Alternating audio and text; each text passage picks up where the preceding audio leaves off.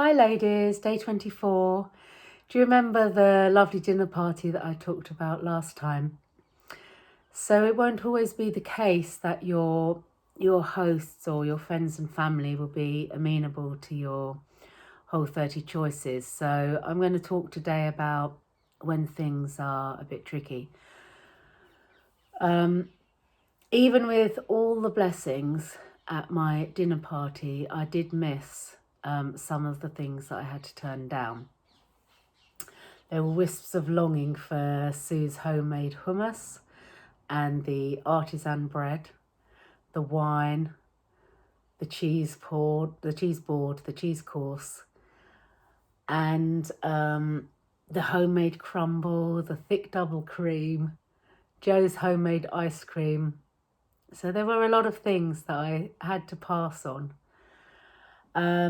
Even the coffee, I'd forgotten my own milk and I do not like black coffee. So that's when I had the mint tea instead.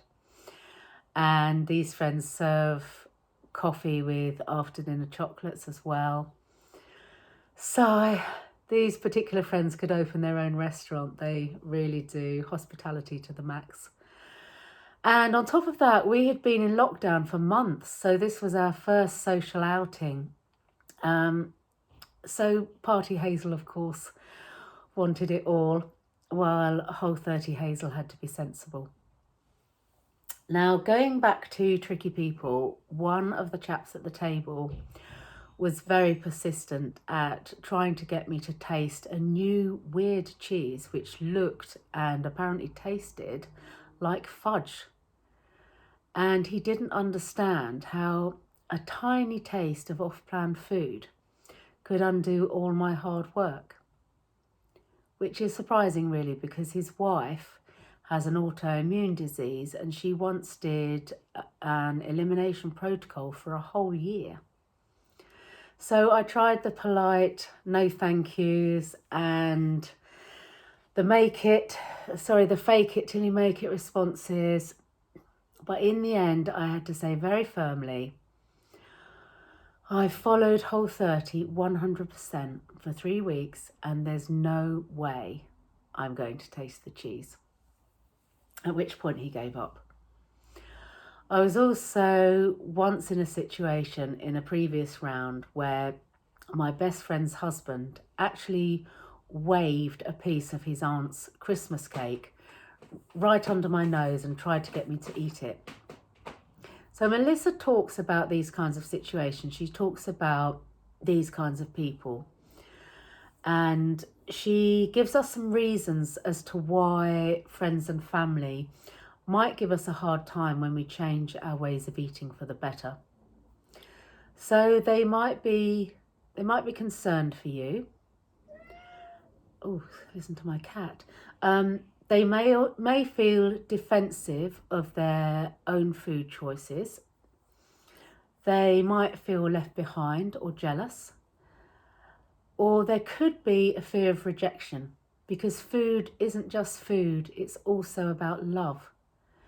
And people can feel like we're personally rejecting them when we say no thank you to something that they've made or something that they're offering. So in the case of my best friend's husband, this was an annual tradition.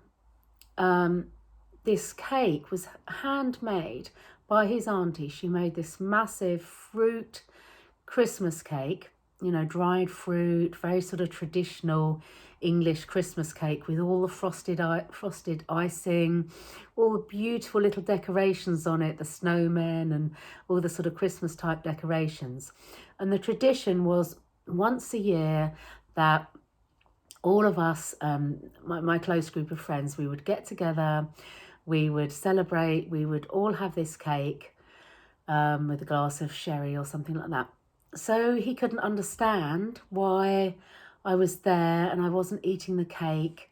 But for me, I just wanted to be with my friends. It was, you do get used to it on Whole30, don't you? You do get used to saying no after a while and it just isn't a big deal anymore. So for me, I just wanted to be there. I wanted to be part of the celebration. I wanted to be with my friends without actually eating the cake. So Melissa says that you're not just declining the food. To them, it feels like a personal rejection. So that's difficult, and I think we just have to say things with the best amount of love and patience that we can muster.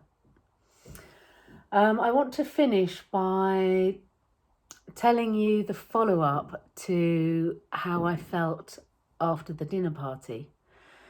I came home feeling very proud of myself and also a bit hardcore. I think when you flex your determination muscles, it's actually very good for your self-esteem. I acknowledged that my meal was fabulous. I acknowledged that there were things that I did miss. And I remembered that I had one of my weekly presents that I hadn't yet opened. And so I went to my brand new red lipstick and I took it out of its packaging and I put it on, even though it was only a couple of hours till bedtime. And I was just home, wearing it at home.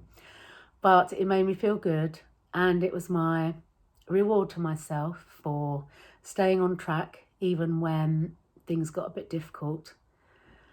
And I went to bed feeling very proud of myself, very happy with my choices, and the next morning I felt really great, physically, mentally, still proud of myself, whereas my husband, who had overindulged on the ice cream, was not feeling so good the next morning. So I just want to encourage you to really feel proud of yourselves, to really acknowledge all the hard work you're doing, all the good choices you're making, and to just keep going. You're on the home stretch. Okay, ladies, see you soon.